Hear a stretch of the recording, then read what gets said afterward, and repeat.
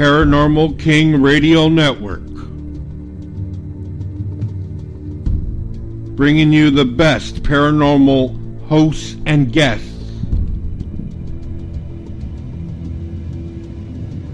Bringing you the best paranormal shows and features.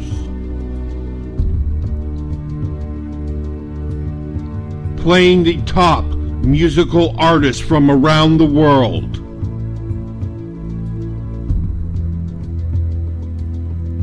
Paranormal King Radio Network.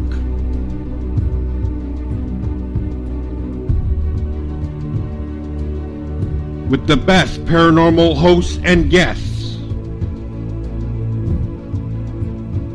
The best in paranormal shows and features. Playing the best musical artists from around the world. Paranormal King Radio Network. The paranormal will never be the same.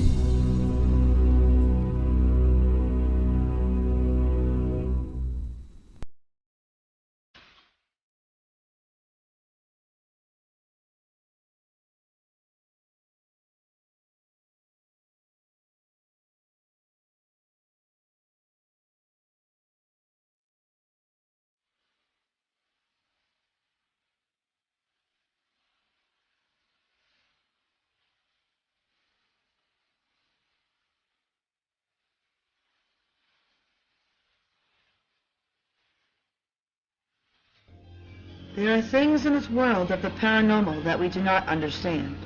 Entities such as ghosts and mysterious creatures have always haunted our collective consciousness. Amongst all the mystery that exists in our midst, there are occurrences that have earned increased attention. What we present to you now is Haunted Salem's Beyond the Grave, where the dead educate the living.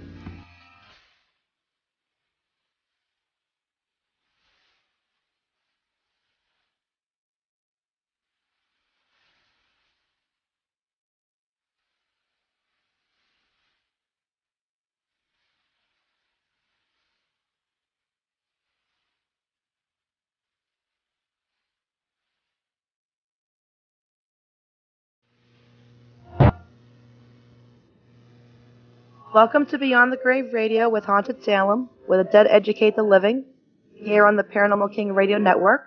I'm your host, Christina Corsetti, and tonight we have on Onyx Moon with Everyday Paranormal. How are you doing tonight, Onyx? I'm doing great tonight. How about you? Great. Well, I want to thank you very much for being on the show. Oh, I appreciate it. I've missed my shows, so I'm very happy to be here. Thank you very much. Well, for those that don't know you, you want to tell us a little bit about yourself and your abilities? Okay.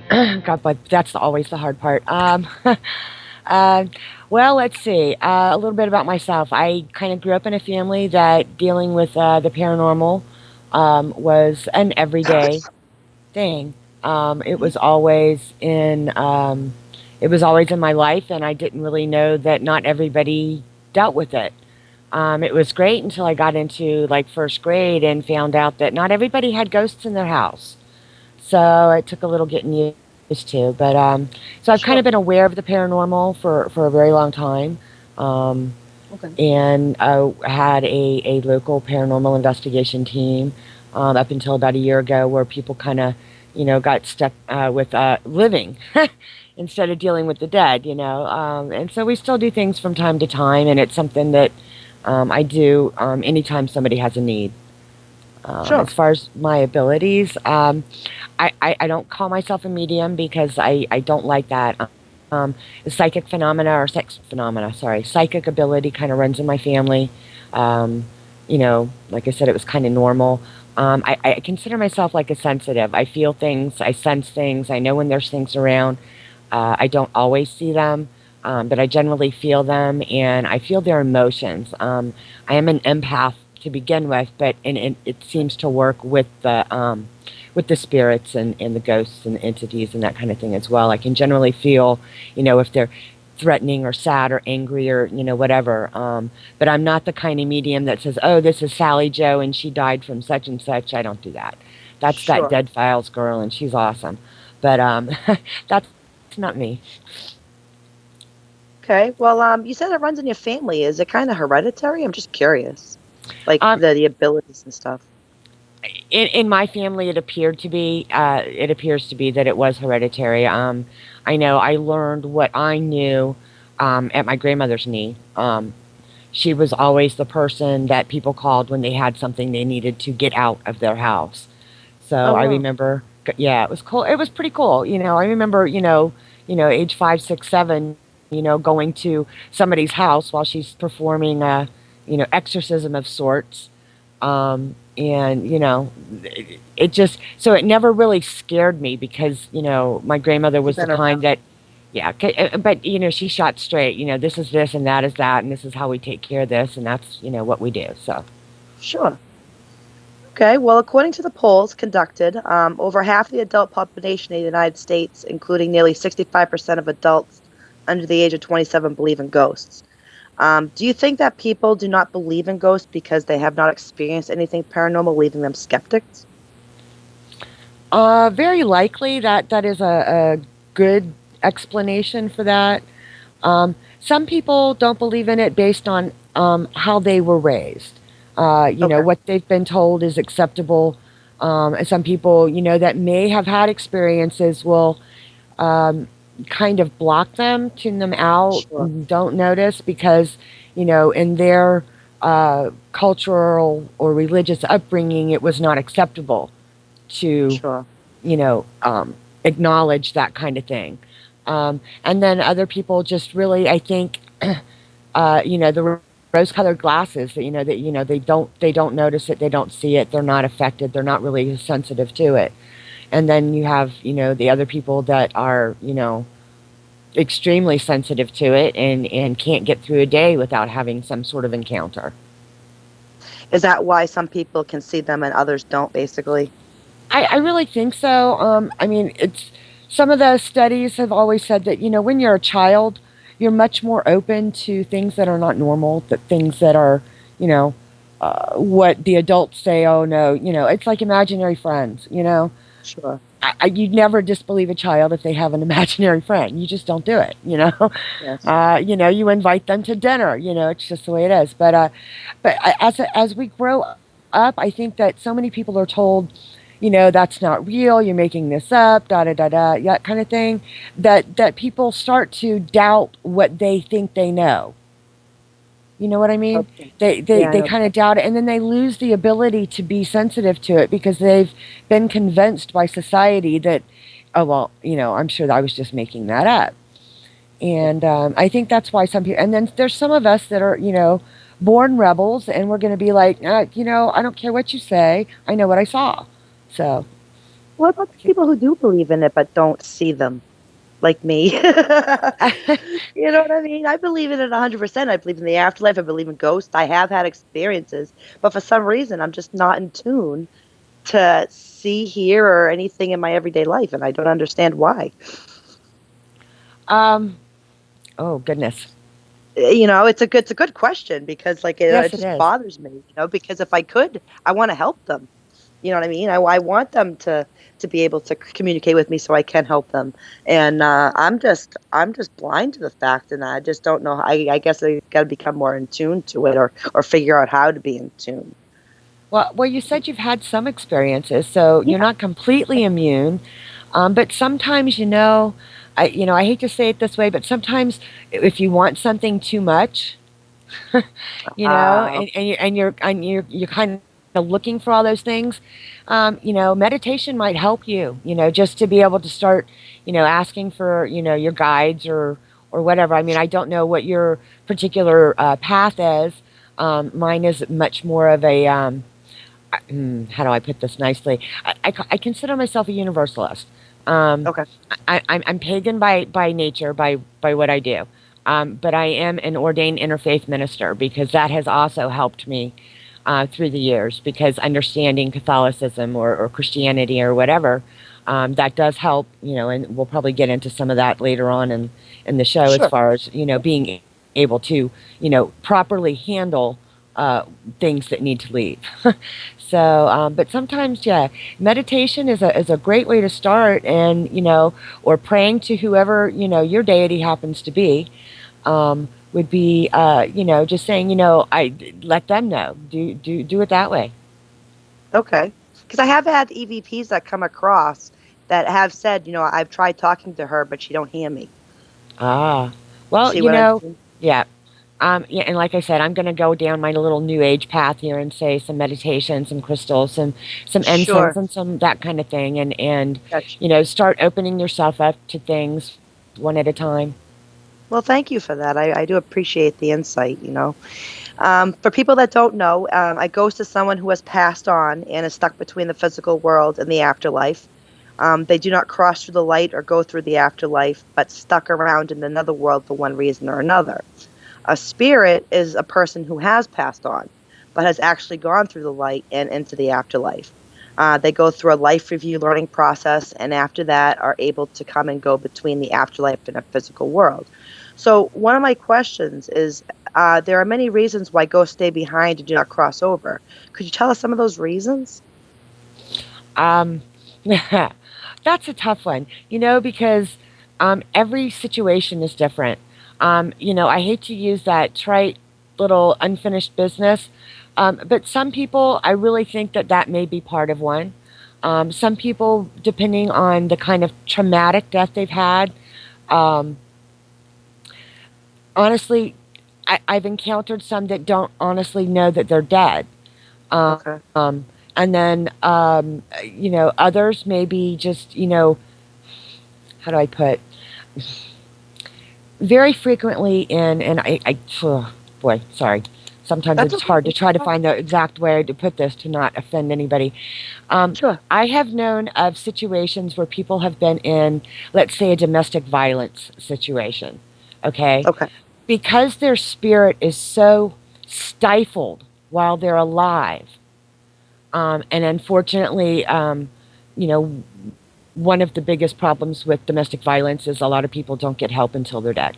You know what I mean? They just stay, and Okay. inevitably the worst happens, and they are killed by their abuser. And sometimes those ghosts, granted, it's traumatic, but it's also a case where, like I said, their spirit is so stifled while they're alive that it kind of just they don't understand that they're free of it. You know. Okay. I don't Hmm. know how long, honestly. That I mean, I've come across okay, because there are differences in ghosts and spirits, and I liked your definitions, but I want to clarify some of that as well. Um, um, some of the ghosts, they kind of lose their um, what their physical person was. Eventually that kind of leave. They stick around. They don't cross. They're not sure what to do, but then they start forgetting their life. I'm not Hmm. going to say that like when they first are ghosts that they don't know, because some people just stick around because they want to see their funeral and then they go, that kind of thing. But some that get stuck over here or don't cross, they slowly begin to lose their humanity, for lack of a better term. I don't know how it's to explain what I'm trying to say. And at that point, um, then they really get confused because they don't remember all the stuff, and you know I mean, if that makes any sense to you, I don't know how to explain it any Well, better. you can't move forward unless you cross. So why not cross if you can come back anyways? But If some you can, people it's don't like get that. they Some don't people don't. understand. Sorry, go ahead. So that they don't understand that well, like you said, everyone's situation is different. But like if you're earthbound, why if why not cross if you're able to come back anyway A after you cross? couple of reasons for that. Again, I'm going to go back to their culture and religious beliefs. Okay. Okay, depending on I mean, because there's a multitude of beliefs about what happens at death. You've got people that believe that once you die, that's it. And then Okay. you've got people that maybe have done some not so nice things in their life, and they're scared to cross because they think they're going to Christian hell. Um, They're and afraid of it, the people fear. are afraid, yeah. You know, it's the, let me explain my definition between a difference of a ghost and a spirit. Okay, as Okay. a ghost, I believe that the energy of those, like you said, have passed from this physical life, but not passed over into the light or whatever their beliefs. And I Okay. don't just say humans. That's because there's cases of ghost pets, animals, you know, that kind of thing. So it's not just humans sometimes. I really think we get some, lost dogs. I'm going to tell you that for sure. Are there bad ghosts? Yes. Frequently, if they were mean and nasty in life, they're maybe mean and nasty in their afterlife. Wow. But again, they get confused. They Okay. really should be encouraged to move on, go into their light or whatever their path dictates. And that's what I said. It's really good to understand for paranormal investigators to understand the variety of different religious beliefs. Study your religions because not every ghost you come across is going to be Catholic. So you're going to be threatening him with Catholic stuff, and he's like, yeah, whatever. Okay. He may That be makes sense. Buddhist, It does. you know, so that Sure. kind of thing. But a spirit, like you said, they've passed on, but then come back and forth.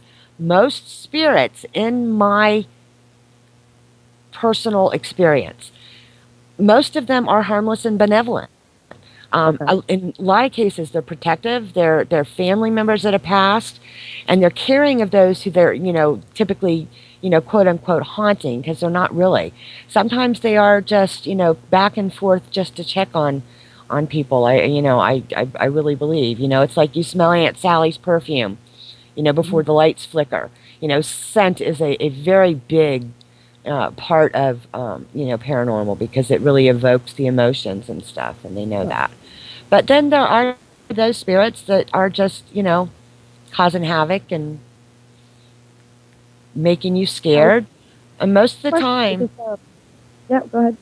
I was gonna say most of the time, you know, people don't understand if it's something that is that is not a malevolent type spirit. Most of the time, you can just talk to them. A lot of times, they just want to be recognized. They want to be acknowledged, and you can say, you know what you're doing is scaring me. Stop. Mhm. And many times, that's all it takes. Well, Um, you know, so but that's spirits don't necessarily need to pass over because they've already done that. But they can be told to leave. So I'll just leave that so there. just out of curiosity, it's just a question I thought of just right now is a lot of the problems that we have with these hauntings and these, the ones that are mischief like and want to cause problems. They more earthbound than they are ones that have crossed into the afterlife through the light. Um, I'm going to say I What do don't you believe think? so. I don't Really? believe so. I O- really don't think so. Okay. So it doesn't And matter I'll if they say cross. why. Okay. Well, Sure. like I said, ghosts are the ones that haven't crossed over. They're generally scared and confused. And some of them are just, angry or whatever. And that's different. An angry spirit is a little bit of a different kind of thing. I'm sorry, an angry ghost, let's say. The spirits that cross back and forth, um, most of them are not. They're really not. Oh gosh, I just totally lost my train of. The, it's not so much just the earthbound spirits, and I hate to go into this, but a lot of that stuff sometimes can be. It's a third grouping, and I call them entities. And Okay. I find that a lot more of the mischievous type stuff becomes entities, as opposed to just being a spirit or a earthbound ghost. Okay. Because there is that out there too. And I'm not going to Okay. use the word demon because not everything is a demon, and not Right. all demons are bad, in my opinion. Sure. Things that we don't understand, we demonize. So anyway, that's that. And the other Okay. reason I don't use the word demon, I'll tell you this. There's okay, all these paranormal shows on TV. 90% of it's fantasy and make believe. And every almost show that they have, they want to have a demon haunting and this, that, and the other thing. Let me clarify something right now. If you have something in your house, whether you think it's a ghost, a spirit, or whatever, please, please do not call it a demon. The minute you do, the minute it knows that you think it's a demon, then it kind of becomes that.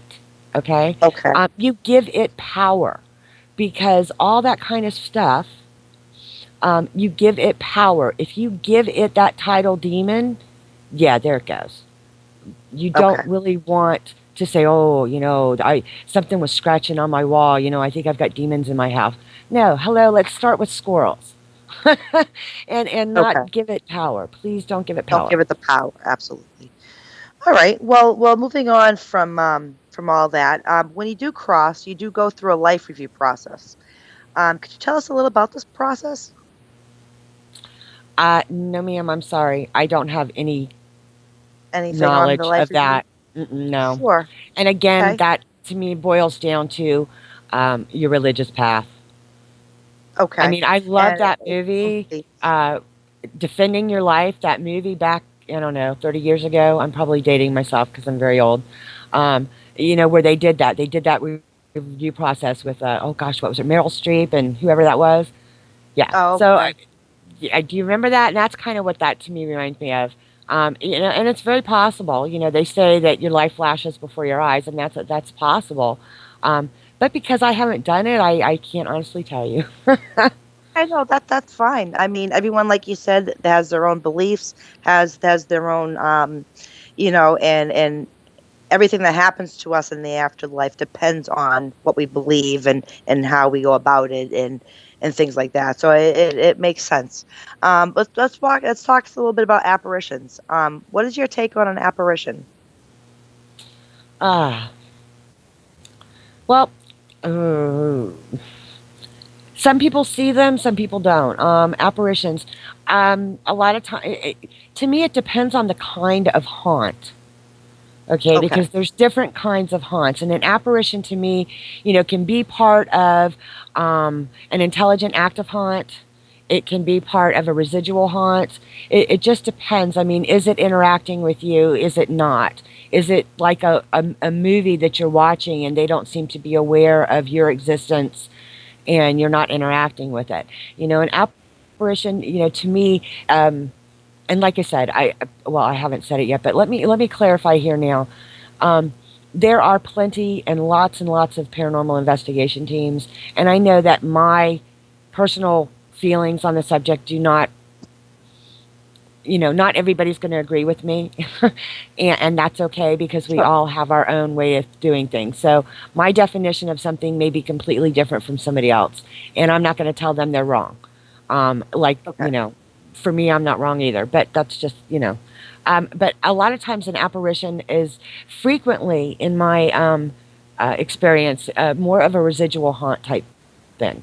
Um, Okay. Other than, like people get things on camera when they're doing investigations and stuff like that. That's a little bit different to me. So, Okay. Well, there are four classifications of an apparition. There's a partial, which show up incompletely. They have no legs, for example. There's an invisible. These are naked to the naked eye, but will show up on film when photographed. There's visible. They're visible to the naked eye, usually transparent in nature. And they're solid, appear very solid. Witness commonly mistake them for real people until they disappear before their eyes. So, how rare is it to see an apparition through the eyes? I mean, it's going to be pretty rare. like a solid is Yeah. generally it's a lot less common um, than some of the other ones. Visible and then the invisible, especially. I know that there's been many of places that there was nothing to see until the film was developed, and that's one thing. I do use digital, but I still prefer to buy a throwaway disposable with real film because I want negatives because Oh, I okay. don't know, I find that to be a lot less easily manipulated, shall we say? So Okay. I'm always going to be one that show me a negative, but yeah, but a lot of them, it's I think a lot more common to get things on film or digital or whatever than it is to see them with the naked eye. Seeing a solid, that's like the holy grail to ghost hunters. Absolutely. I absolutely agree with you. How much energy do you think is used to be able to manifest into an apparition? Mm. They use a lot. I mean, I can't say that, when I said the paranormal shows on TV were, 90%, fantasy, things are accurate, as far as draining batteries and that kind of thing. And if you have certain types of psychics and sensitives in your group, they can be easily drained as well, depending on, what they're doing. But yeah, it takes a lot of energy for somebody to an apparition. We'll use that word to manifest completely into a solid. I don't know if those are ones that just had a clue, Yeah. or got lucky and were able to do it, or maybe they've been around a while and have learned to do it. But I do think it uses a lot, and it will drain your equipment, and it will, it does that kind of stuff. So yes, I think Do it you takes think a it lot of energy. happens? Do you think it happens where there's high EMF readings more than anything else? Like where there's They high like, EMF, you'd find a lot of that. um, high EMFs. There's a couple of high EMFs can make a person uh, see things that maybe aren't really there. Or at least that's what they like to tell you. The Okay. high EMF readings. Um, if you're doing EMF readings in a room and you're doing, like baselines, then versus something happened and where is it? We are all made up of energy. Okay. So and like Einstein, okay? Energy Yep. cannot be created nor destroyed, it can only be changed. So Okay. it stands to reason that since we are made up of energy, when we die, that energy goes somewhere, whether it crosses over or not. So if there's a ghost that maybe hasn't crossed or a spirit, it's still made up of energy. Everything in the universe is made up of energy for the most part. So it does not seem unusual to me for there to be spikes in EMF and that kind of thing when there's paranormal type activity going on. Um, Okay. Not necessarily just from a high EMF reading, like you've got the phone tower living next to you, so the EMF in your house is always going to be high. I don't think that that makes it any more or less likely to have Okay. spirits, but I think that it would make it more convenient for them should they decide to show up there. Okay. Crisis apparitions. Um, let's see. Well, a crisis apparition is usually someone known to the witness. Unlike other hauntings, they appear at the time of crisis in the life of a person, appearing a life-threatening incident or at the time of death itself. That's what a crisis apparition is. Do you believe the only ones who see these crisis apparitions are the ones who are dying or close to death? No, no, Okay. I do not. Because there's been too many cases of uh, the ones that are dying or close to death appear to somebody else. 200 miles away. Grandma Sue's standing at the foot of your bed, and you wake up and you see her, and you know it's her, and then the next day you find out she passed.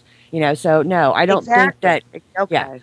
So I don't think that Okay. the ones that are dying now are they likely. When they get into that point, and I have worked medical field, and so I have been on hand, shall we say, for a number of people passing. Um, just don't disbelieve when they're telling you that they see Uncle Joe that died 10 years ago, because they very likely may be. I don't disbelieve that they do see those kinds of, like you said, crisis stuff that they, when they're dying, because I don't believe anybody ever truly dies alone. I really don't. I believe that, there's some sort of guide, guardian, family, somebody is there to help them. You know what I mean? I know So, exactly what you mean. That brings up the question though, why would they be lost in darkness or confused or not know they're dead if that was the case? See what I mean? right, because they may not believe it themselves. Like I said, again, it's dependent on their upbringing and maybe what's Okay. going on in their mind. They could see somebody that they know is dead and think, oh my gosh, this is the devil trying to trick me, that kind of thing. That it really, like I said, it depends a lot on society and culture and how they've been raised, in my belief. Okay. No, that makes sense. I was going to ask, do you think crisis apparitions are one of family members and friends? And I think you already answered that. I think they are of family members and friends, correct?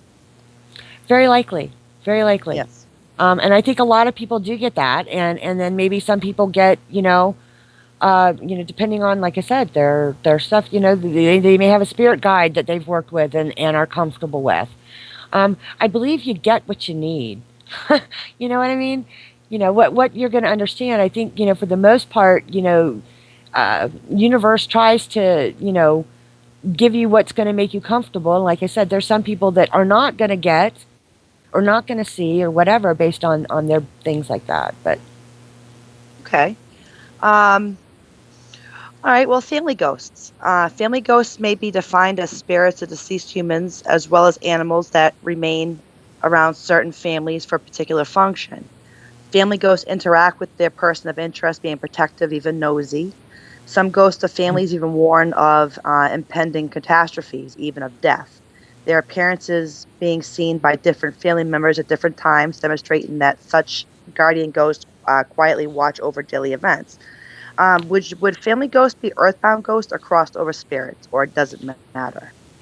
um, for the most part, I believe that the ones that come back and do that sort of thing, that are watching over you and warning you, I believe those are the way we term them, spirits that have crossed and then can cross back. Um, Sure. Again, because I think more troublesome ghosts. I don't, like I said, I don't think they have, because they haven't crossed. They have not had that. How shall I say, enlightenment? So I don't know that they would actually be of the mind, and it doesn't make any sense because they don't really have a brain, but you know what I mean. I don't think Sure. they would be of the mind to be able to do that. I really think it would be more in the spirit realm as opposed to the ghost realm. Okay, I understand that. That does make sense. Do you believe these family ghosts are protective spirits?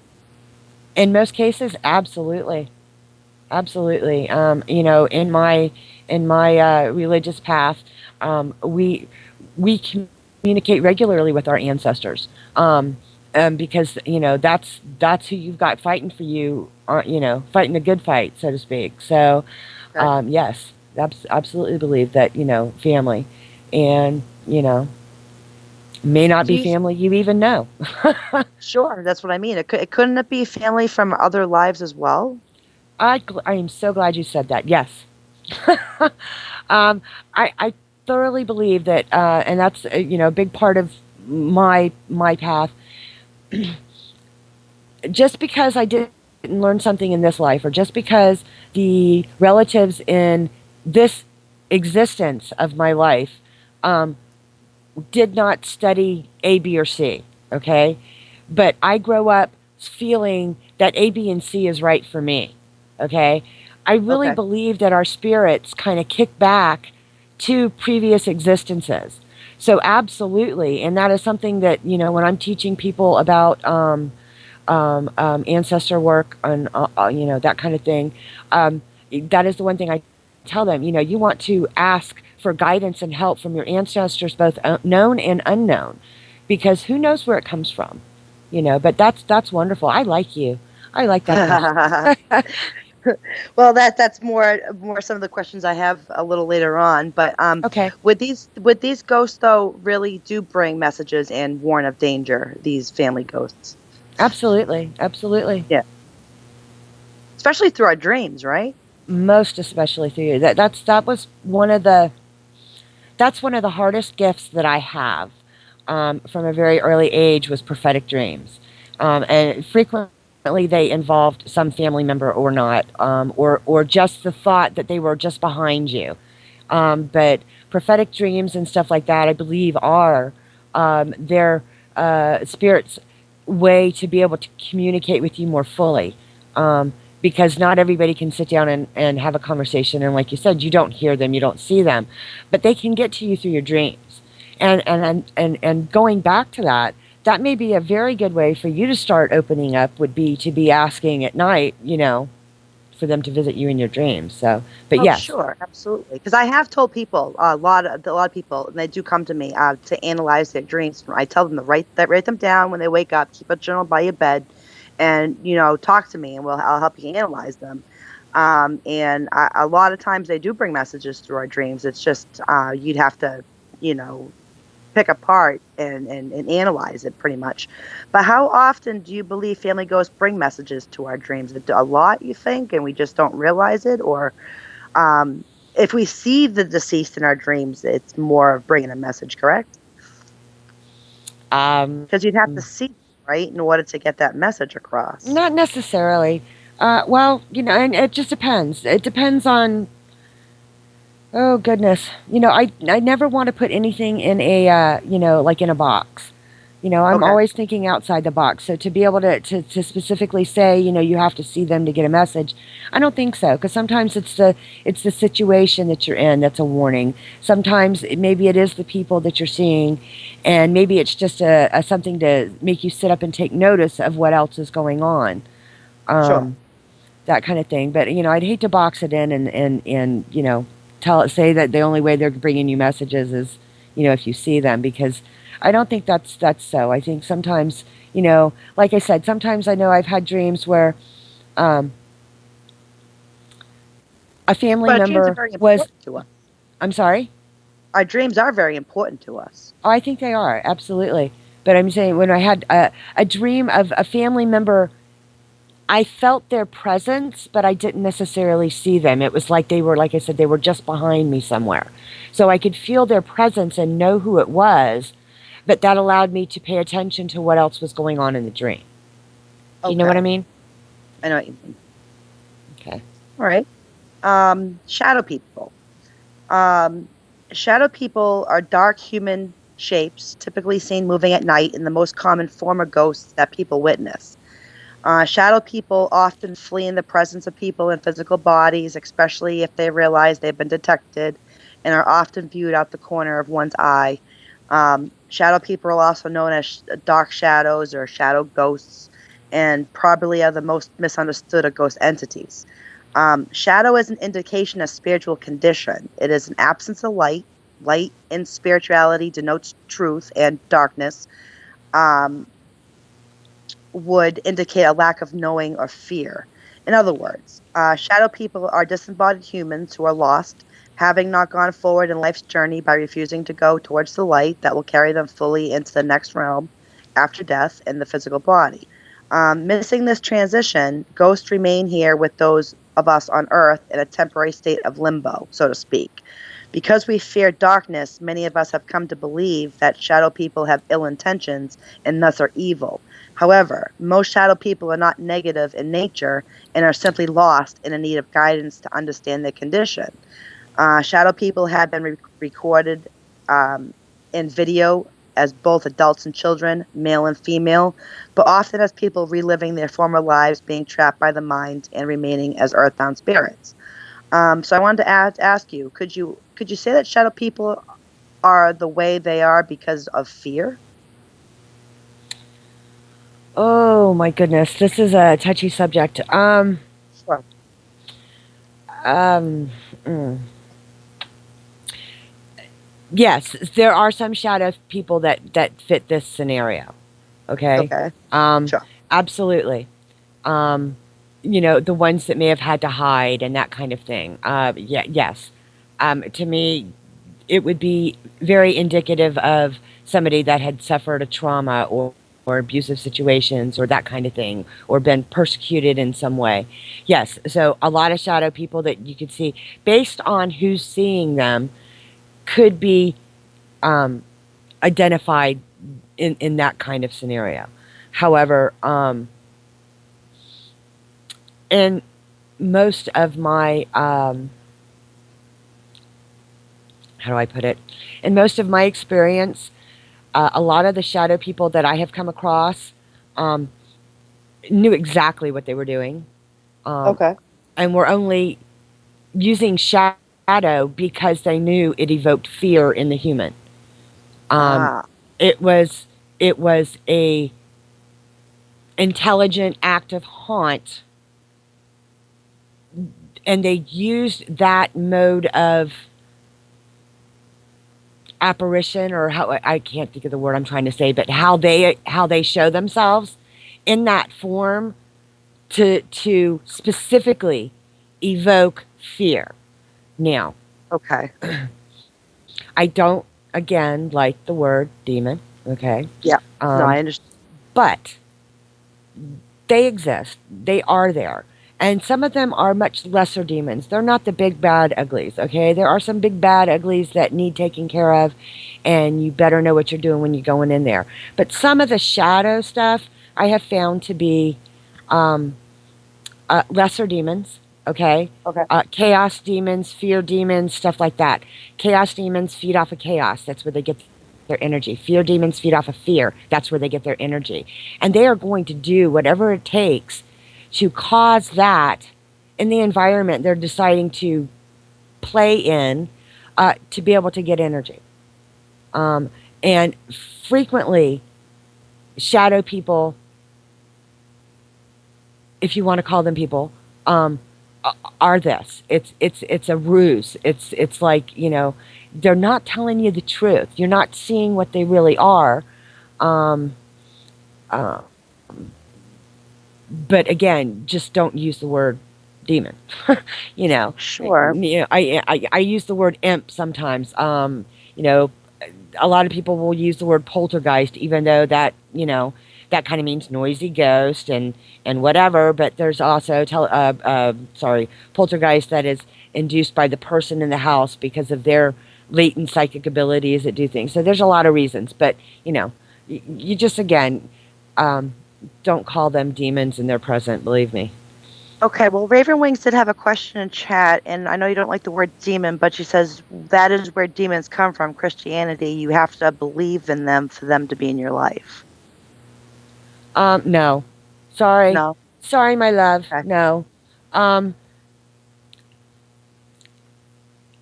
there may not be in certain paths. Okay, in Christianity, yes, they call him Satan and the demons and the devils and stuff like that. Okay. Sure. However, good and evil has existed since the earth was born. There has to be a balance. There is good, there is evil. There is black, there is white. I'm glad she still loves me. Raven Wings in the chat room.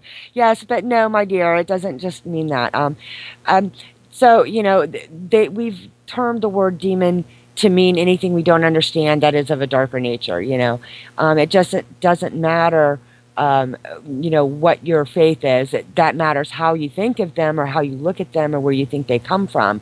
But it doesn't denote the fact, or sorry, it doesn't negate the fact that they do exist and they are out there. And um, so it's not just from a particular religion. I would say that yes, believing in Satan per se as the king head honcho demon would be a Christian thing, okay? But it doesn't matter what you name them. But no, they don't just come from that. Okay. All right, well, going back to shadow people, would you say that shadow people are in purgatory, afraid to move on? Or they're more of, they, like you said, they know what they're doing, they know who they are. And like I said, because of the description that you gave of shadow people, for those kind of people, I'm not certain that I believe in purgatory per se, but I understand what you're saying, the being afraid to move on. And some of those that are actual shadow ghosts, shadow people, whatever, yes. I would say that that would be a good way to describe them. They're a little afraid to move on, or they're meek and they're hiding. And those are the kind of people that you would want to try to cross. You want to Okay. try to get them to go, but that kind of thing. All right. What is your take on purgatory? Well, back when I was in Catholic, I spent a lot of time in a lot of different religions. I was lucky. I grew up in a house that let me study anything and everything I wanted to. And purgatory is something that never really made sense to me. So I just kind of never, I never gave it much credence. My take on it, though, is there are people, okay, gosh, how can I say this without being insulting? and Raven Wings knows. I try to pick my words carefully because, again, my opinion. Um, I think if you believe in it, if it's something that you believe in before you die, that you may very well go to purgatory. There may be a purgatory for you because that's the way you expect your afterlife to go. Okay. I don't Oh, expect okay. I don't expect to be in purgatory. No. I guess So it's I don't. your different view of purgatory, because purgatory to me is like limbo. You're stuck in between. You didn't cross over. Um, like Earthbound. Earthbound to me is Yeah, purgatory. Am I yeah, wrong? and what? No, for you, that's probably, and some of us like to say, purgatory is right now. We are in purgatory, because we have not been enlightened and we have not crossed over. So maybe this is our purgatory, but it's just a matter of, of what your belief is, and that's about all I Okay, because got to say about that. I was gonna ask, if you believe purgatory was a state of darkness, but I guess you already answered that. It really isn't. No. Yeah. Okay. All right. Let's see. Moving on. Could you say that shadow people are a type of apparition? And very likely, a lot of them, yes. Like I said, it depends on how they're trying to apparate. I'm sure is not a word, but I think you know what I mean by when I'm saying that. How they choose to show themselves. So absolutely, and then the ones like you said that maybe just like scared and confused and hiding in the shadows, kind of thing. Um, yeah, it very I would absolutely say it's a type of an apparition. Sure. Okay. Well, what do you think about the shadow people wearing hats, like Hat Man? I think that's one of those that actively decides that he wants to freak people out. Ah, okay. I think it's one of those. Okay. All right. But we're gonna take our first break. And when we come back, we'll discuss more of everyday paranormal. Thank you. Paranormal King Radio Network.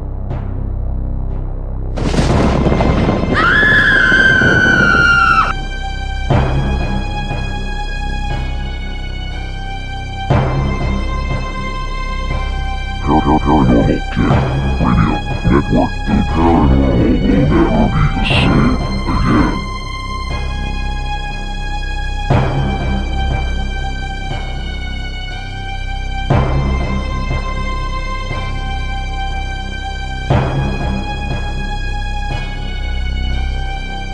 Paranormal King Radio Network.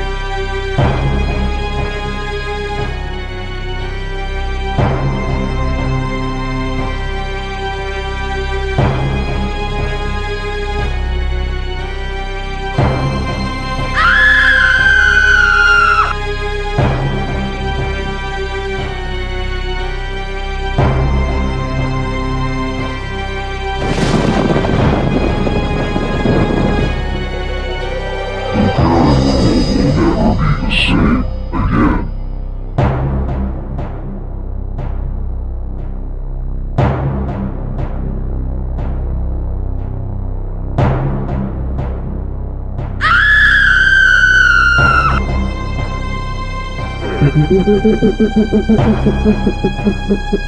Paranormal King Radio Network. The paranormal will never be the same again.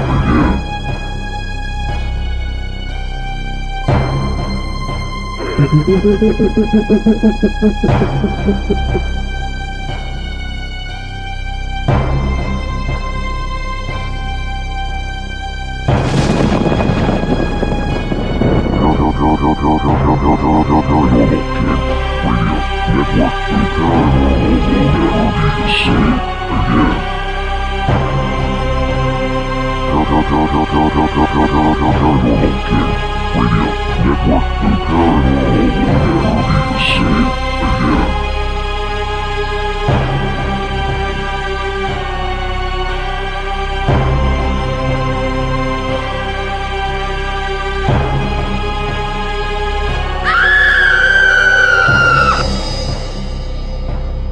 Paranormal King Radio Network.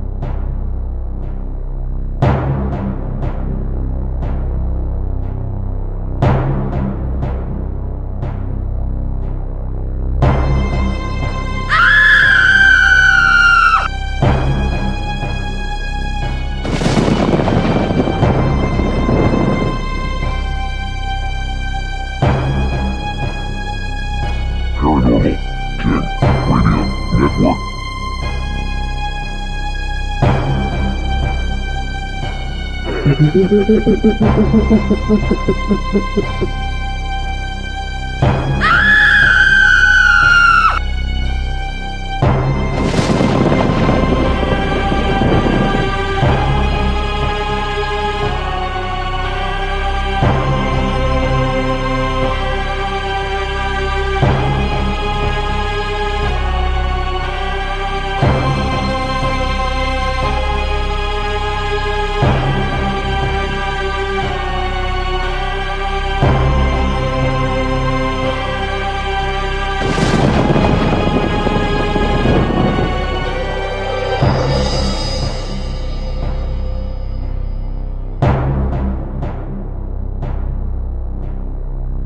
The paranormal will never be the same again.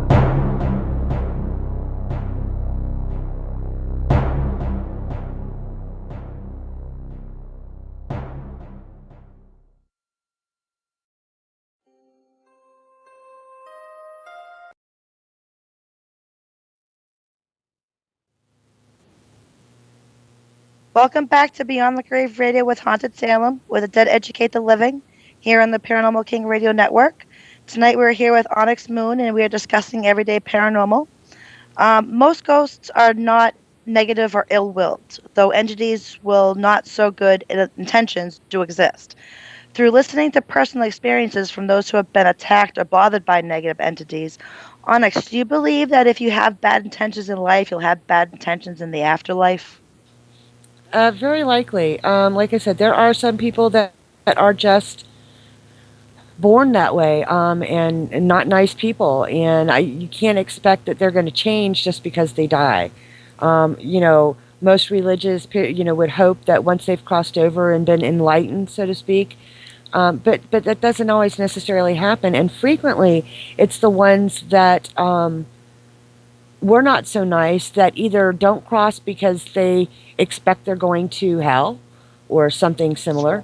Sure. So yeah, I think a lot of the um, not so nice uh, ghosts were that way in life, and there's not much that's going to change them. So yes, absolutely. Okay, wouldn't it take a lot of energy for ghosts or spirits to attack you? Um, yes, it does. But I'm not saying it doesn't happen. There are true horror stories out there of things and people being attacked and hurt and harmed and scared. Sometimes, though, it takes a while for them to be attacked. Really? So it Generally, doesn't you're just not. happen. No, you're not just going to walk into some place and get attacked. Huh. Generally, people that get attacked, it's something that's either been in their house or they've been aware of it, or it's something that it kind of escalates. And how Okay. they get that energy, it escalates because um, it first starts off by feeding on their fear. And as their fear gets stronger, that entity's power gets stronger over them. And there becomes a point that's a balance to where you have given that thing by giving it your fear, by fearing it, by being scared of what it's doing, or it starts off with the scratches, or it starts off with knocking things off tables. I mean, those are basically domestic violence by ghost. But Exactly. eventually they have gotten so powerful by taking your fear and feeding off of that power. Okay, because your emotions have power. It does. Love has power. Fear has power. It all has power. It all builds energy, and eventually, if it's one of those that is hell bent on attacking you, it's once you've fed it enough, very likely you're going to get attacked. Oh, So that's yes, it interesting. takes a lot, but it's not just instantaneous. Okay, so that's good to know actually. Um, so basically, for a ghost or spirit to attack you, would that have to be considered a negative entity? They were to You know what I attack mean me, by it that? would be a stupid entity. But beyond that, okay, yeah, I see what you're saying. Um, You see what I mean? Yes, I do. For the most part, I'm going to have to say yes. It would have to be Okay. considered that because it is making itself act ugly, for lack of a better word. And some of them may be already predisposed, and it may be, or maybe it was a ghost that was confused and is slowly out of their confusion. I want to say, okay, this is going to sound really stupid, and I know that some of these paranormal people are going to just be going like, "What is this chick on?" Um, I really think, like I said, and I finally remembered the word I wanted to use, when ghosts don't cross over, I believe they get kind of like Alzheimer's. Okay. You know what I'm saying? When I was saying they were losing their humanity and they forget that, that's kind of the way I see some of that happen. It's like, you know, great uncle Joe, he passed away, but he didn't pass on because he's confused, and maybe he had Alzheimer's in life, and that's why he's confused, and it gets worse, and then they forget that they were human. And some people get angry about things, or the ghost that has attached themselves to their house, and a new family moves in and they paint the room, and it makes them mad. So I don't think that all of them start off as being specifically negative to begin with, but I believe that that's a process that they, you know, take. Okay. Well, from what I understand, when we hear these accounts and apply them to personal investigative experiences, we're finding that negative human spirits seem to have a better grasp of who they are and what they're doing. In other words, these ghosts know that they're earthbound spirits, understand enough to be able to alter their appearance at times. They purposely seek out those in the flesh to taunt, torment, abuse, attach to, or influence. It would seem that more they haunt their fearful victims, the more they're able to become adapt through practice at doing such things. Yep. In dealing with negative entities, it is most important to understand that they're simply spirits of humans with bad dispositions and possibly ill intentions. They're not demons or devils. The source of any negative entity power is through invoking fear into their victims. If successful, fear will allow a negative entity to gain control over the mind of the person whom they seek to attach or influence. Unfortunately, the most people fear what they don't understand, so it's easy for a negative ghost to find fearful victims. Could you say that these negative entities are where poltergeist hauntings come from? And that is definitely one avenue that poltergeist, absolutely, absolutely. Okay. And yeah, and every I agree with what everything you said there, because that is, for the most part, no, they're not devils or demons or whatever. Oh, But yes, absolutely. all right. Could you say that these ghosts that torment, and I think I asked you this before, or we actually answered this, are more earthbound than the ones that have crossed over? And I think your answer was no, right? Um, The ones that torment, are they earthbound, or are they, more earthbound than they are that have crossed over? and again, I think that really just depends, and I think that's what we and I want to say no, that they are. I don't think it's strictly um, earthbound. Okay. You know what I mean? I'm But sure they're angry spirits for whatever they're reason. angry for whatever reason, and we're not saying that all. Okay, what's the best way to put this?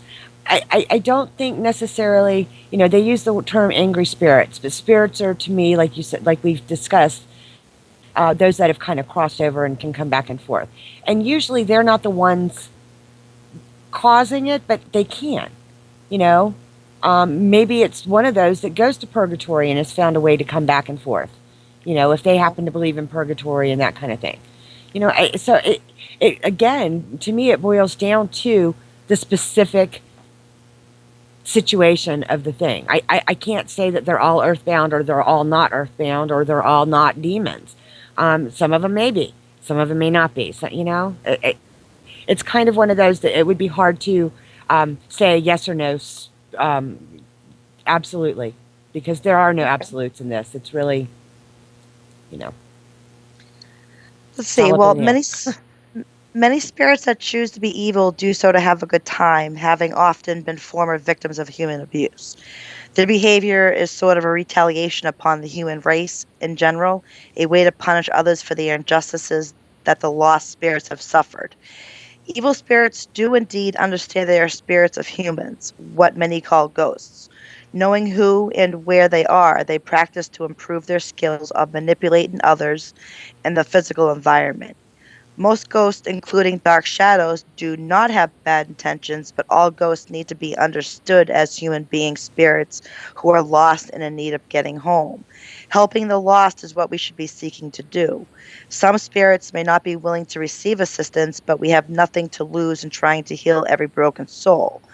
How hard is it to cross over these earthbound spirits, and what would one have to do this? What would one have to do this? Are we specifically talking about the ones that are up to no good? Yeah, well, how hard is it to cross over an earthbound that hasn't crossed over into the light? To cross one over, is it hard to do? Um, it can be if they are that fearful. It's not always easy because they don't know you. I know that I've gone into situations where, and I do paranormal investigation a little bit different than they do on TV. Um, it can be very hard to get them to understand that it's okay for them to cross. Okay. Um, but I can't say it just for the ones that are being misbehaving. It can be confusing to them, um, because, like I said, I don't see the light. Okay, Okay. if I know they're there, usually when I would go, I would have somebody with me that was more of a medium, which I am not. Like I said, I feel their emotions. I can say they're angry, they're scared, they're confused, and the other person can talk to them and talk them over, that kind of thing. Some of them, all they need to be told is, your work here is done. You really don't have to hang around. Your family's going to be fine, and you've done your part. It's time to move on. And there may be a little bit of confusion, and then you talk to them. I mean, I talk to them as if I'm sitting in the room with them. I don't talk to them like they're stupid. But brings up the point of, you have some people in life truly that are not right in the head to begin with, and it doesn't all just clear up when they die. So sometimes, part of what you were talking about sometimes is, you know, I don't want to say it's not necessarily victims of abuse or punishing for injustice, but they're starting to get a little clarity and realizing that they're not bound by whatever physical or mental things that they had during life. So some of them are, yeah, sowing their wild oats. But then some of them don't honestly understand because they never had the ability to understand it in life. Do you know Okay. what I mean? So they're a little That bit makes sense. harder to get to understand that it's okay, and they're allowed to go there, and nobody's going to be mad at them and nobody's going to stop them. So again, it kind of boils down to each situation is different. Some of them are Okay. just um, oh, and I forgot. I've got to keep the. Some of them are just jerks. There, that's a word that I can say. Some Yeah. of them are Yeah, just absolutely. jerks, and you have to treat them like a jerk to some degree. I mean, granted, you always got to do respect, but you've got to, like, you got to get that New York attitude and give it back to them and say no. You know what I mean? So sometimes you've got to get a little bit. I don't want to say aggressive because I don't ever get aggressive with a ghost, but sometimes I'll get a little bit, you know. Um, Mother, okay, I am telling you right now that you need to stop this and sit down and cross over, and that kind of thing. Okay. Sometimes you've got to take the upper hand, and then other times you just have to talk to them like I'm talking to you, and then Okay. they begin to understand. Yeah. Let's talk about the lighter side a little bit. Let's talk about some signs from deceased loved ones. Your angels and loved ones in spirit want you to know they're looking out for you, and they may try to get your attention by sending all sorts of signs.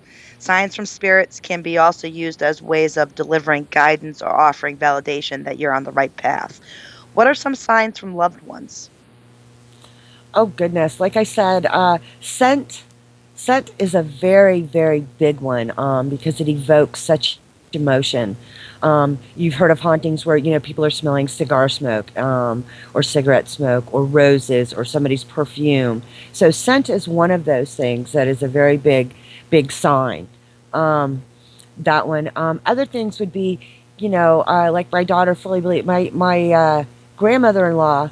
Um, she loved, even as she got older, sit out on the back porch, and where we live, we'd get lots and lots of cardinals, and that was like one of her favorite things. So now Okay. every time my daughter sees a cardinal, and especially if it's at a time of stress, like if there's something my daughter's going through and she sees a cardinal. Now, whether it's a live cardinal or a cardinal on a thing or a picture of a cardinal just randomly pops up somewhere, she believes that's a sign from Granny telling her it's going to be okay. So things like that. And that's very people specific and personal and family specific.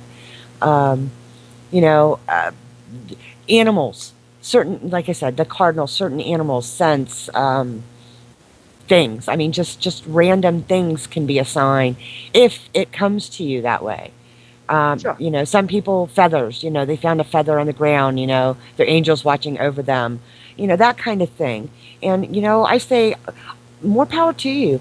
If something gives you comfort, Hmm. don't let anybody poo poo and say, oh, that was just, because it was there. And that's Oh, unfortunate. absolutely. People do that. But yeah, a sign can be whatever to you feels like a sign. Okay. Numbers play. I know play a lot in that. You know, number sequences and stuff like that. I post a lot of for signs. Yeah. But let's talk about some angels. What are your take on angels? Well, I follow the supernatural, and I think most of the angels are, you know, no, I'm just kidding.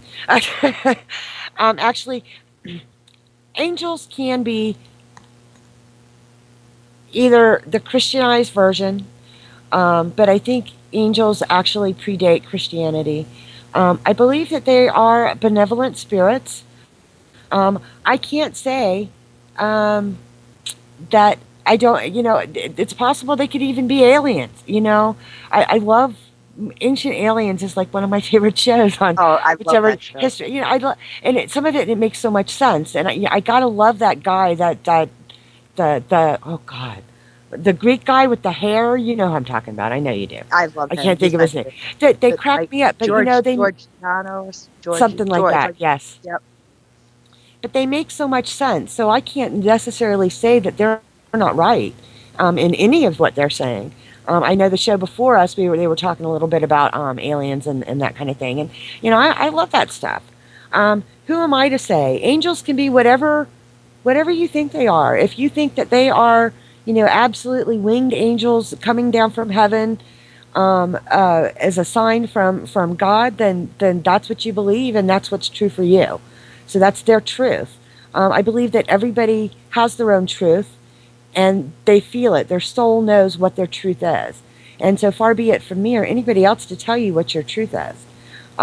For me, I do believe in angels. I don't necessarily have to believe that they are from the Christian God because that's not my path, but I believe that they are. Um,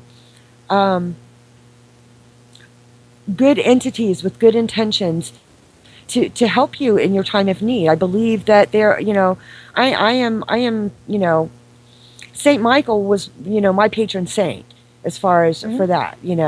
I thoroughly do believe in angels, and I don't think you have to be Christian or Catholic or any one of those to believe in angels. I think they are kind of universal, um, and if you're in need, then absolutely call on them. Okay. Um, Well, angels, they follow a very important divine law, that's of free will. The law of free will states that no being can interfere with. The law of free will means that the only way one being can help another is after being asked to do so. The only way the angels can give you the help you desire is after you have asked for their help. The only time this law is passed over is the case of mortal danger, in which the case of angels will interfere in your it will interfere if it's not your time to die. Could you explain a little on the law of free will? hmm. Um, It's a tough question.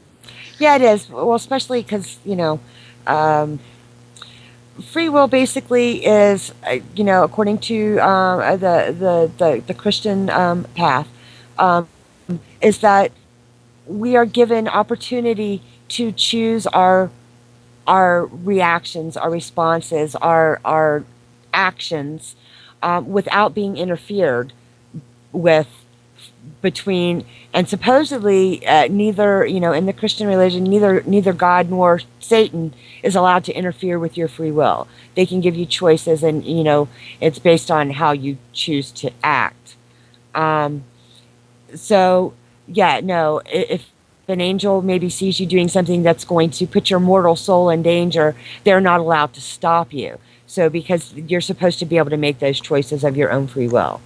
I think they liken that to, Eve with the apple. She ate of it, even though they told her not to, and she made the choice, and nobody went and slapped it out of her hand. So Mhm. I think that's kind of where they get that. Okay. We have a question here in chat from Jack. He wanted me to ask you, what is your thoughts about Atlantis? Ooh, that could be a whole show, Jack. That could be a whole show. I I thoroughly believe Atlantis existed, and like I said in chat room, I really hope it was one of my past lives. I feel like I lived in Atlantis. I'm still a water child. I'm Pisces in this life, and I think I've probably been a water sign in all of them. Um, and I think you know, I think it Okay. exists. I don't know if he wants anything more than that, but absolutely, I think it existed, and uh, possibly was, one of the alien created cities. And when they said, okay, this place is going to the dogs, so to speak, let's get the heck out of here, and just kind of self imploded. I don't know. I don't really know what happened with Atlantis, but I believe it existed. I think that they will. I know they found things that they think are Atlantis, and some of the seas are over by this place or that place. I don't have all that information in front of me, but yeah, I think it's an awesome concept, and as advanced of a civilization as it was purported to be. Um, I hope they find some definitive proof. Yeah, absolutely. King actually has a question. He wants me to ask you if you think people who believe in nothing can have a good path. As in like atheists, I'm if not that's what they sure. believe in nothing, I mean, we believe in no yeah, I would assume so. believe it not. People that don't Um, believe in anything because they have a good path.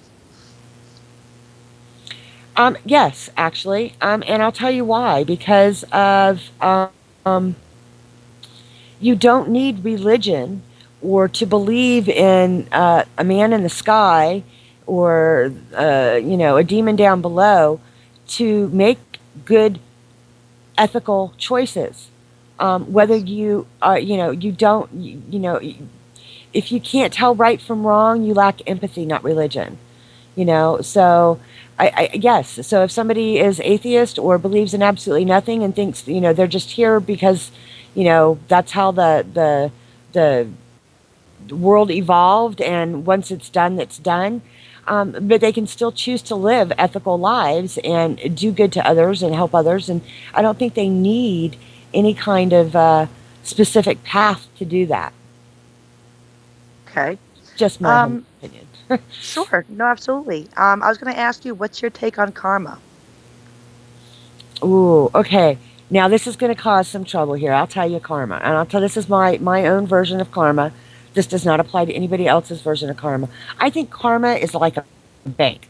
Okay, we go Okay. around and I make deposits all day long, every day, as much as possible. I make deposits into my karma bank by choosing to do the right thing, by choosing to be truthful and honest and with integrity, and help people where I can, and refrain from being ugly to someone just because I'm having a bad day. I believe, that, I've helped those that have kicked me, that kind of thing. I Hmm. will do my best. So I make deposits all the time. So I believe that every once in a while, like I said, when we were on break, sometimes you have to make a withdrawal. Hmm. And I think that honestly, as long as that you're making that withdrawal for a good reason, that as long as your deposits outweigh with your withdrawals, I think you're all good. So Okay. Now, karma should not be confused with fate. So, what actually is fate? Um, I think fate can change. I don't think anything's written in stone. Um, you may be fated to do something. You may be fated to meet someone, that kind of thing. But as far as fate, like everything that you're going to do or say or whatever, it has already been written from the second you're born to the second you die. I don't believe that. So I don't believe that. Okay. Because to me, fate is destiny, right? What should happen is going to happen. Everything happens Mm-mm. for a reason. No, I think destiny is different. You may Okay. be destined to meet somebody, but and that's different. That they may be set in your path. It may be, you know, you're going to eventually run into, and that's a whole nother animal for me. But you may be eventually going to run into, somebody that maybe was with you in a previous existence, and it may be destiny for you two to cross again, like soulmates and that kind of thing, split twins or whatever they want to call it. However, I don't think that it's specifically fate. I mean, I think they mean fate, meaning that okay, well, you were born today, but in 65 years you're going to die by being hit by a truck. That's your fate. Too bad. Deal with it. I don't think that's Okay. right. I don't think so. I think you may be destined to do something, but I don't think it's the same thing. Okay. What is your take on guardian angels? Oh, I think we said that a little bit. I think they're great.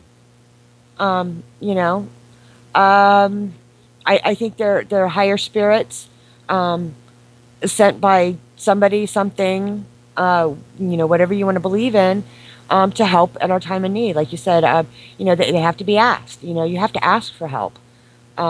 And, Okay. and and that's a good thing. But yeah, no, and I don't necessarily, like I said, I don't care what you call them. They don't have to be called angels.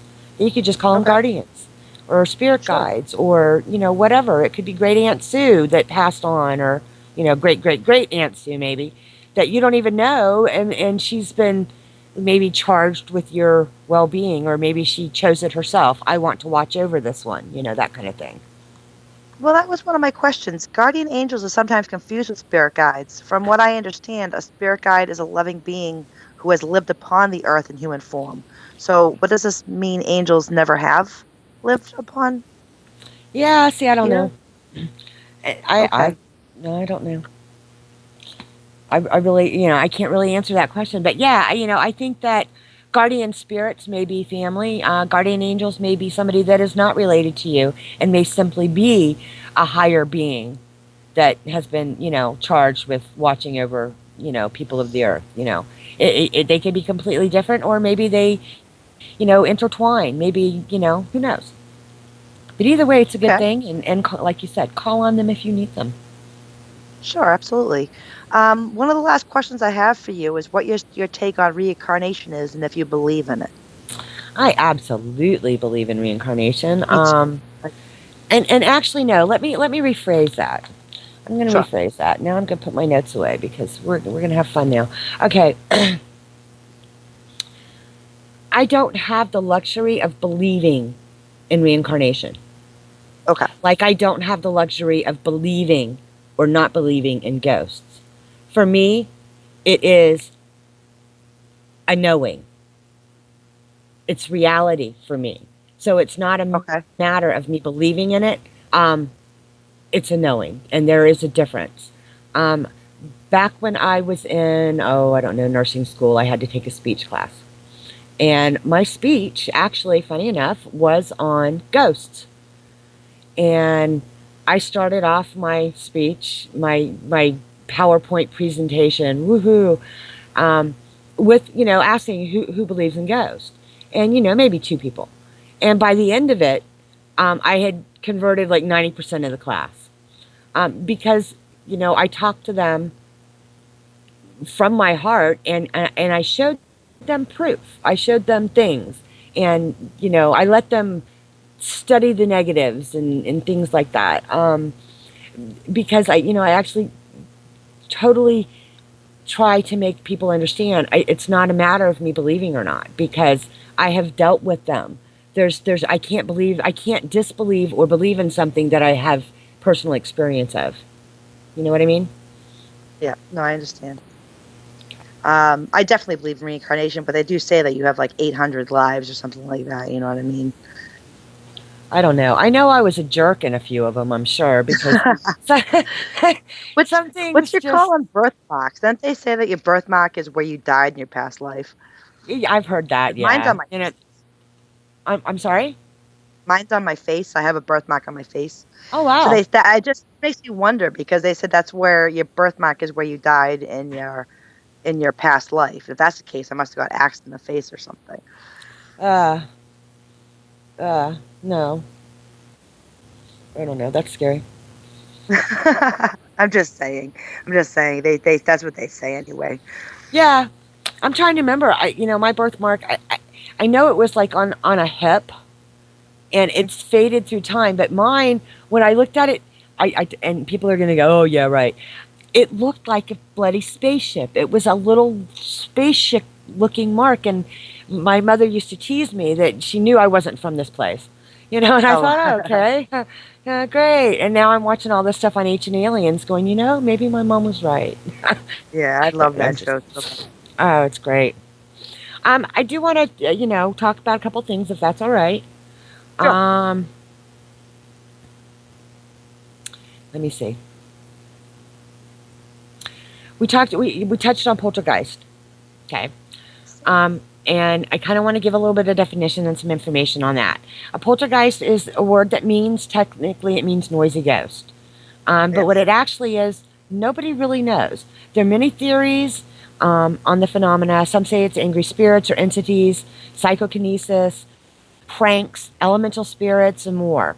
A poltergeist haunting usually includes noisy, destructive, disruptive entities. Things that get thrown, things that are broken, people get hit, punched, shoved, that kind of thing.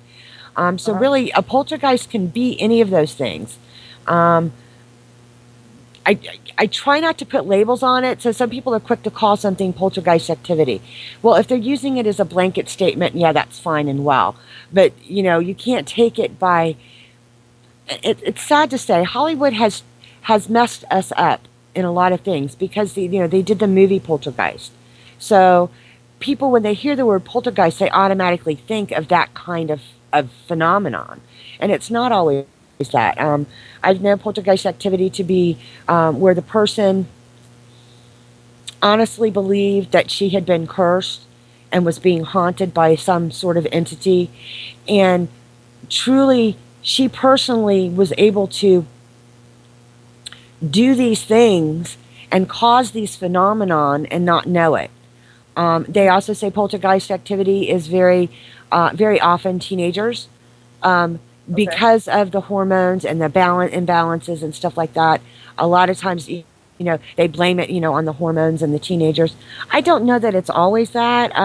In my experience, like I said, it's been a variety of things, and I know that there are some spirits, ghost entities, whatever, um, that do things that resemble poltergeist, poltergistic, maybe. I'm sure. I hate when I mispronounce a word. Sorry, I'm very That's okay.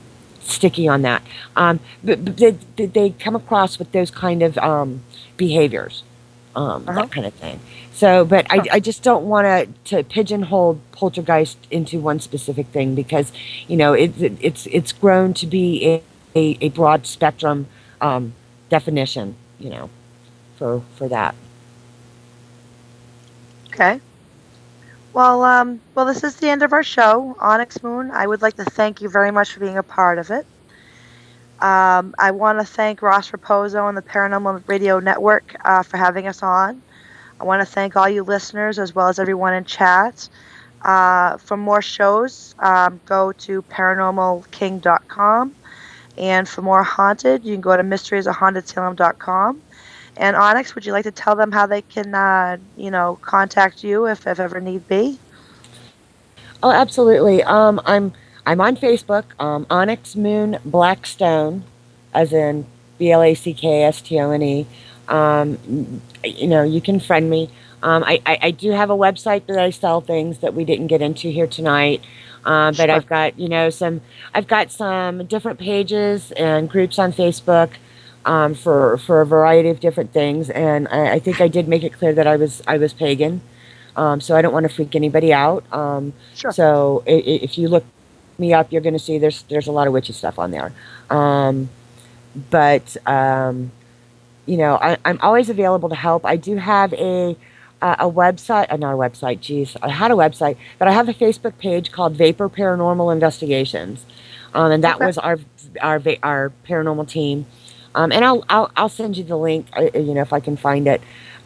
But so we do answer questions there. Like I said, we're not doing so much of the things. I mean, I do them local. I'm in Daytona, but I'm always happy to chat with anybody that's going through something and explain whatever I can, that you can try before you call in the professionals. And believe me, I will let you know if you need to call in the professionals. Um, Okay. so Vapor Paranormal Investigations, I think it is. I can't remember how they made me make the page. But I can always link you that if you just find me on Facebook because I'm all over the place. Awesome. Awesome. Well, again, thank you very much. And I really appreciate everything. And Absolutely. well, you have a great night. And next Thank, week we're gonna have Stefan Temke on with Orbs 101. So Onyx, you have a great night. thank you so much. I would like to say thank you to you and Ross also because I had a ball tonight and I Very welcome. absolutely loved talking to you and you were great and I appreciate everything in the chat room. And hopefully I'll see you around, guys and Thank gals. you. All right. Have a great night. All right, you too. All right. Bye, Bye bye. everybody.